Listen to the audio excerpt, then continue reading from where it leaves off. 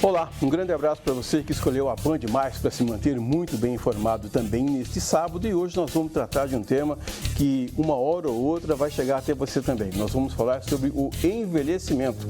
E para falar sobre esse tema, para nos ajudar a refletir sobre esse tema, nossa convidada é a Samila Battistoni. Ela é psicóloga, mestre em gerontologia e doutora em educação pela Unicamp. Também é docente do programa de pós-graduação em gerontologia da Unicamp e também responsável pela clínica Lifelong Psicologia aqui em Campinas. Samila, muito obrigado por ter aceito o nosso convite. Bom dia a todos, um prazer estar com vocês, um privilégio aqui no Band Entrevista. Bom dia aos amigos aí do sábado, né, fiéis ao programa. Uma alegria muito grande. Vamos falar desse tema, né, que, como você já disse, afeta a todos nós e olha, tem coisas aí curiosas para a gente pensar. E comigo aqui na condução do programa, a jornalista Ingrid Lopes, que está longe de ser velha. Bom dia, Didi. Tô longe mesmo. Vamos manter assim. Bom dia, Samila. Samila, eu queria perguntar para você por que a gente olha para as pessoas e fala assim, puxa vida, como essa pessoa envelheceu, não? E a gente olha para a gente nunca está velho. Boa pergunta para a gente iniciar, né, Edson? O envelhecimento, ele é um processo que se dá ao longo de toda a vida. E como nós, a cada dia, lidamos com o nosso espelho, a gente vai se adaptando com as mudanças que muitas vezes podem aparecer na nossa face, né, no nosso corpo, no nosso cabelo, né?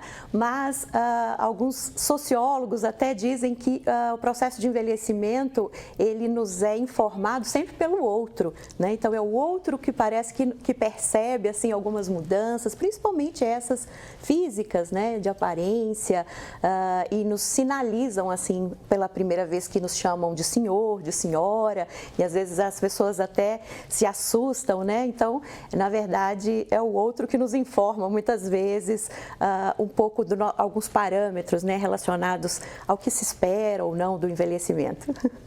O Edson brincou agora, né, no começo do programa, que eu tô longe de envelhecer, mas não é uma questão para mim por enquanto, mas as pessoas têm medo do envelhecimento?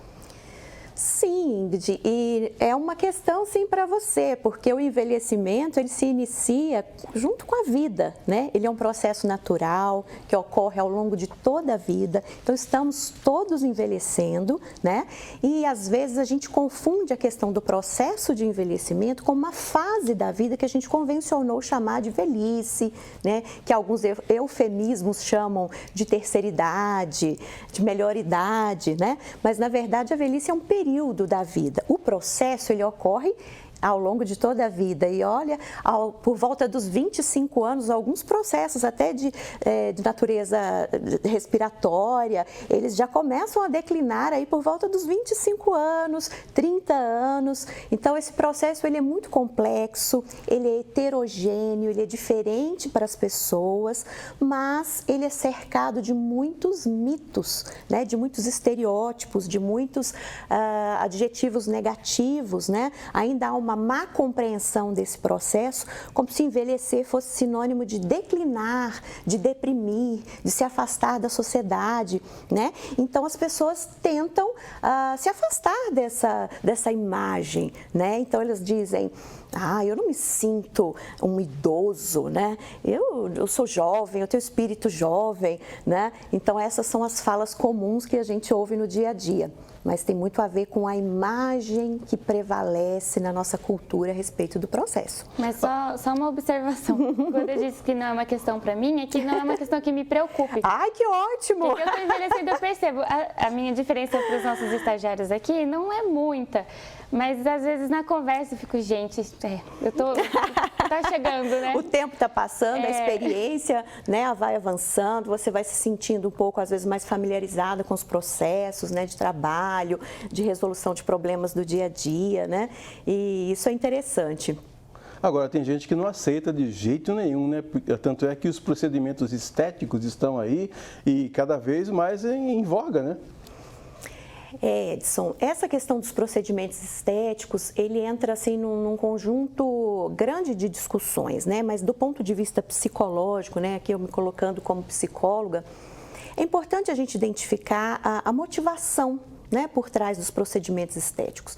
Todos nós gostamos de estar bem, de sentirmos bem, de estarmos, né, cuidarmos da nossa aparência, mas quando os procedimentos eles se transformam em muletas, né, como próteses, como máscaras, né, de defesa contra um processo que é natural e que leva muitas vezes ao afastamento de questões que são próprias da vida, que levam os indivíduos a se afastarem de questões que eles precisam resolver naquele momento da vida, né? Como se eu pudesse permanecer na juventude a partir daquele procedimento estético, né? Isso, infelizmente, não resolve, né? Então, recorrer a esses procedimentos tem a ver... Desde, né, dos egípcios antigos, tem escritos, né, que os egípcios faziam máscaras, né, para se afastar dessa visão do declínio, né, da proximidade da morte. Então, é importante sempre observar a motivação por trás desses investimentos, né? Até porque tem gente que muda bastante, né? Se você falar do rosto, tem gente que muda o rosto, você quase que não conhece mais a pessoa. Verdade, né? Então, a questão da aparência, ela é a visibilidade que você quer dar, né, de alguns atributos seus. E muitas vezes não lhe cai muito bem, né? Então, é importante pensar e não negar um processo que é natural, né? Ele tem que ser vivido na sua essência, com qualidade, né? Sempre buscando a qualidade de vida nesse processo, mas atenção, né, às motivações que muitas vezes podem estar ligadas à negação, né, desse processo. Tanto não tenho problema com isso, tenho diversos cabelos brancos e uso eles às vezes para falar para as pessoas me respeitarem, respeitem meus cabelos brancos. E realmente não ligo, mas é uma questão de pressão social, né? Principalmente com a mulher. Dá para colorir, sei lá, dá para esconder de alguma forma, né? É a sociedade que realmente não sabe lidar com isso, né? Com o envelhecimento natural. É verdade, e principalmente quando nós comparamos, né, homens e mulheres nessa classificação mais geral, esse processo ele é um pouco cruel para a mulher, né? Porque a mulher sempre é cobrada muito a partir da sua aparência. Né, o seu valor está muito ligado à aparência, né? Ao homem, geralmente, culturalmente, o valor do homem está no seu trabalho, no seu status, nas suas posses, né? Então, para a mulher, ela se sentir em competitividade, seja para o trabalho, seja para as relações amorosas, seja para o status, seja para a autoimagem, muitas vezes esse processo pode ser um pouco mais cruel, exigindo mesmo um trabalho interno, né, de compreensão do que é o envelhecimento. Samila, eu outro dia estava assistindo uma live na qual você participou e você falou muito sobre a década do envelhecimento. O que é isso? Olha, Edson, é muito importante a gente falar sobre a década do envelhecimento saudável.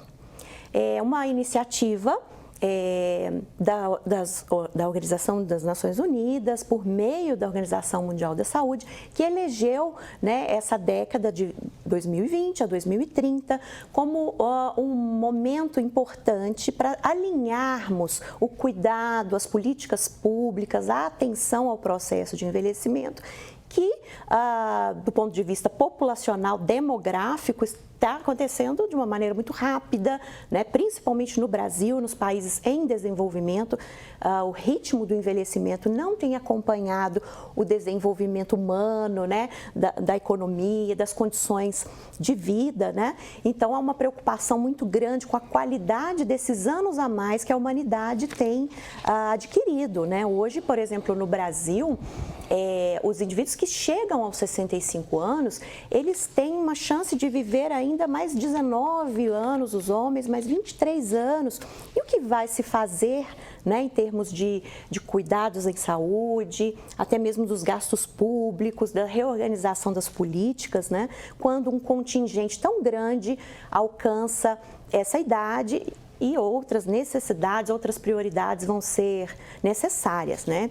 Então, é importante nós chamarmos a atenção do público, das autoridades, das nossas comunidades, dos nossos grupos, para fortalecermos ações ao longo dessa década que nos preparem para esse processo de envelhecimento da nossa população, né? Edson, hoje nós já temos no Brasil mais pessoas com 60 anos do que crianças menores de 5 anos. né? Então, às vezes eu brinco até com meu esposo é pediatra, né? Eu lido com a questão do envelhecimento, falo, olha, a demanda está vindo para mim, hein? Isso vai ficar sem demanda. Uma brincadeira, né, para mostrar essa transição, né, na pirâmide, que não é mais aquele formato de pirâmide demográfica, né, com o envelhecimento da população, que é fruto aí de diminuição de natalidade, né? Hoje as famílias são menores, há outros cuidados como a vacinação, o saneamento. As pessoas vão mais ao médico também, né? Vão mais ao médico, né? Existe aí uma controvérsia, não só ir ao médico, né? Mas as condições hoje que nós temos em termos de vacinação, de informação, levaram as pessoas a entenderem muito mais sobre as doenças, principalmente aquelas infecto-contagiosas, né? Que matavam cedo os indivíduos. Mas, por outro lado, nós estamos tendo uma grande prevalência das doenças crônicas degenerativas, no caso das doenças de Alzheimer, ou as doenças muito comuns, né, como a hipertensão, diabetes. Aos 50 anos, hoje, a população brasileira, quase metade da população de 50 anos tem uma doença crônica, né? Então, é uma preocupação para toda a comunidade, individualmente, e também para as políticas públicas, né? Nós vamos ao nosso intervalo, daqui a pouco a gente volta. Hoje no Band Entrevista estamos falando com a Samila Battistoni, que é psicóloga, estamos tratando da questão do envelhecimento. A gente volta já.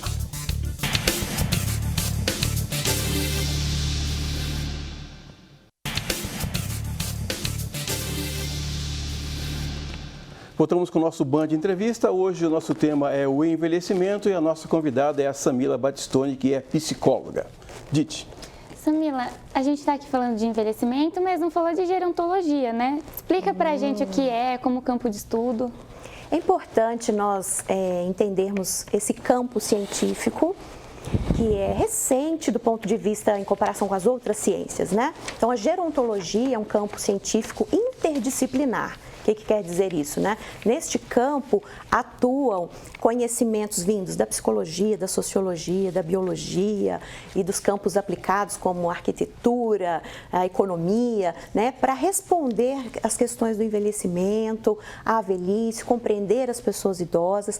Então, esse campo, ele não só é um campo de estudo, de pesquisa, de muita força e cada vez mais, né? Se fortalecendo cada vez mais, mas ele também tem se tornado um campo de prática. Né? Existe uma profissão nova, recente, né? A Universidade de São Paulo foi a primeira no Brasil a propor um curso de graduação que forma gerontólogos, né? Como uma profissão nova de atenção ao processo de envelhecimento, gestão de serviços e cuidados, né? Ligados ao processo de envelhecimento. Então é interessante, né? Que nós conheçamos esse campo científico. Ô, Samila, tem uma pessoa idosa em casa, gera problemas, né? Minha esposa que o diga. Você tem que adaptar a casa, tem que ter cuidado com o tapete, com apoios, com a luminosidade. E tem gente que prefere colocar, então, os pais em casas. Antigamente tinha um nome feio, que era asilo, agora não é mais isso, né? Tem até um nome bonito, que é... Instituição de longa permanência para idosos. Isso, né? Instituição de longa permanência para idosos. É melhor ter o velho em casa ou ter numa instituição como essa?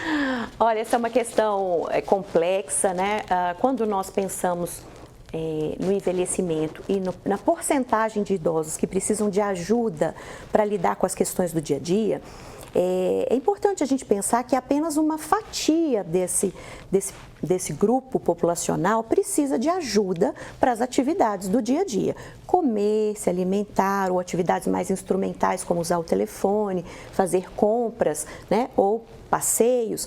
Então, existe uma hierarquia aí que pode acontecer de declínio nessa funcionalidade, que pode exigir que esse idoso precise de ajuda. Em geral, quem dá essa ajuda é a família. Em 90% dos casos, a família se responsabiliza pelos cuidados, pela atenção, e as instituições de longa permanência, elas vêm atender a um suporte, talvez num momento um pouco mais adiante, né? Nós chamamos isso até de um contínuo do cuidado, né? Primeiro na casa, A família hoje, ela é uma família diferenciada de tempos anteriores, né? Com as mudanças estruturais da família, saída da mulher para o mercado de trabalho.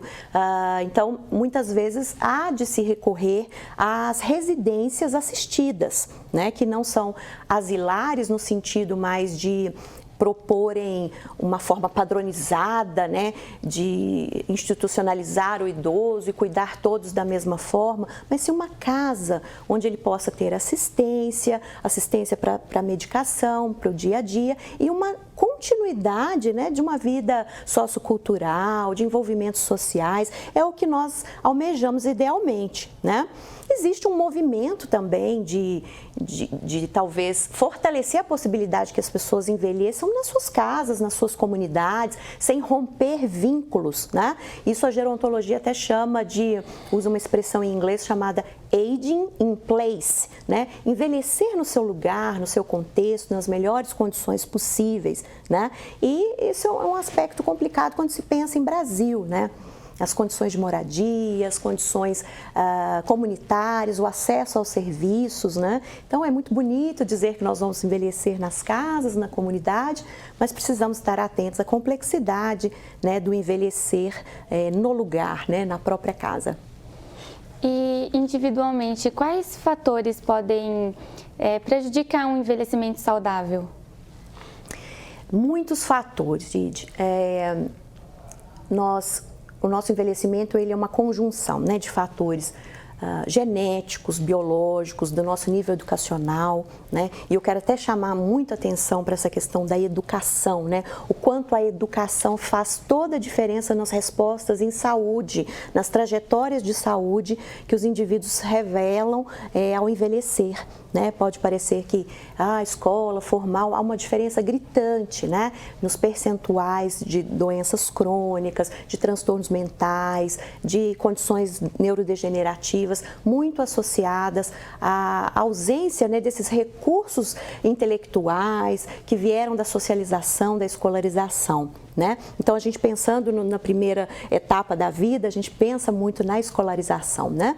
Avançando no curso de vida, a gente vai pensar no estilo de vida, nos comportamentos de saúde, né? Na prática de exercício físico, na alimentação, que todos nós sabemos, né? A gente não precisa nem dizer, né, muito sobre regras, porque nós sabemos a importância desses comportamentos. Mas um aspecto que faz muita diferença, de que eu queria destacar, é a questão de o indivíduo ter uma mentalidade ligada à busca de aprendizagem ao longo da vida, né? Aprender, continuamente aprender, estar aberto às novas oportunidades, faz com que os indivíduos melhor se ajustem ao processo, reconheçam diferenças, reconheçam estratégias para lidar com a própria vida, com a comunidade, com a família.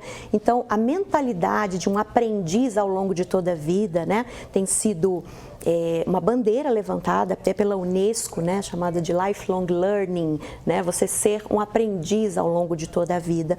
Isso faz extremamente, uma diferença muito grande, né, em vários aspectos do envelhecimento, não só saúde, relações, né, finanças, né, vários domínios. Samila, a vida me mostrou até agora que as pessoas não têm muita paciência com quem é idoso, né? Às vezes não trata de um jeito diferente, no comércio atende de um jeito diferente, não oferece emprego e a pessoa automaticamente ela vai se isolando. Como é que isso poderia ser tratado? A primeira ênfase que a gente tem que pensar, Edson, é até uma das primeiras ações da década do envelhecimento saudável, que é a busca por mudanças na forma como nós pensamos, sentimos e nos comportamos em relação às pessoas mais velhas. Isso tem um nome que foi dado, né, pelos estudiosos na gerontologia na década de 60, 70, chamado de idadismo, né, que assim como o sexismo, racismo, né, são predisposições a agir de forma discriminatória, preconceituosa, de forma a estereotipar um grupo de pessoas que são extremamente diferentes. Então, realmente, nós teremos idosos que têm déficits visuais, auditivos, outros vão ter características de personalidade talvez mais difíceis, mas é importante pensar que todos são adultos, idosos são adultos, eles não voltam a ser crianças, como o mito, né, se diz aí que ao envelhecer nós tornamos crianças, né? São indivíduos que têm uma rica rede, né, de conhecimentos, de experiência, de visão de vida e que muitas vezes falta-lhes oportunidades, valorização de potencial, né? As grandes corporações hoje em dia estão muito interessadas nessa temática da diversidade etária dentro das corporações, né? O mercado de trabalho muda, os jovens têm um potencial às vezes criativo, inovador, mas muitas vezes não sabem tomar decisões rápidas e sábias diante de alguns dilemas, né? E a importância de nós valorizarmos o trabalhador mais velho como mentor, como aquele que orienta, aquele que traz estabilidade mesmo para as equipes, né? Tem sido muito interessante essa nova visão, né, do trabalhador mais velho. Você comentou das ações para o envelhecimento saudável, né? Quais são as outras ações previstas para essa década do envelhecimento? Ótimo, vamos falar. Então, a primeira delas é nós buscarmos mudar, então, essas atitudes que nós temos em relação ao envelhecimento, né? Então, a forma como nós sentimos, pensamos e agimos, né? Que é, na verdade, a diminuição ou redução do idadismo.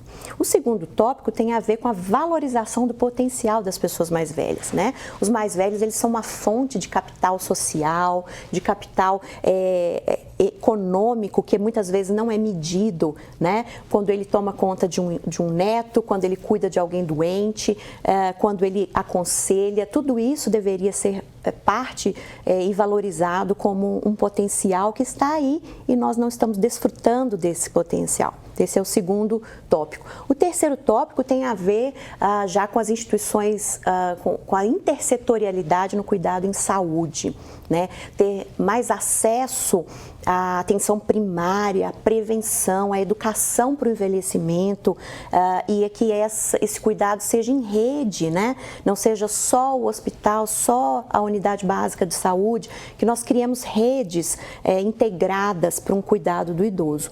E o quarto linha de ação da década de um envelhecimento saudável tem a ver com os cuidados de longa duração, né? Como nós podemos aperfeiçoar as residências assistidas, não só as residências, mas o envelhecer e o ser cuidado por um longo período dentro dos domicílios, por meio dos home cares, pelos cuidadores, né, que são um outro grupo profissional que tem crescido como um apoio à família nesse momento, né? Então, esses 4 frentes têm sido o alvo das ações nessa década, né? Esperamos aí que alcancemos o mais rapidamente possível essas metas. Elas serão muito importantes, farão muita diferença. Eu tenho uma última questão para você abordar, mas tem que ser rapidinho, em 30 segundos. Fora o preconceito, né? Porque se você vê uma moça se interessando por um cara mais velho, vai dizer, ih, olha lá, tá dando golpe. Vai ver que o cara tem dinheiro. Tem esse lance também, não é? É verdade. A questão da idade, ela vem muitas vezes embrulhadinha aí com muitos preconceitos, muitas avaliações, né? E é importante a gente se livrar um pouco dessas visões estereotipadas, né? E quem quiser conversar um pouco mais com você, faz como? Olha, o site está quase pronto, mas é lifelongpsi.com.br e quem quiser me mandar um e-mail é samilabatistone@gmail.com ou pelo telefone 19 99605 5899. Muito obrigado. Samila Batistone, psicóloga, conversou conosco hoje sobre o envelhecimento, a arte de envelhecer. E nós queremos agradecer demais a sua presença aqui conosco. Obrigado, viu, Didi? Obrigada, Samila. Muito obrigada. E nós voltamos na semana que vem, nesse mesmo horário. Até lá.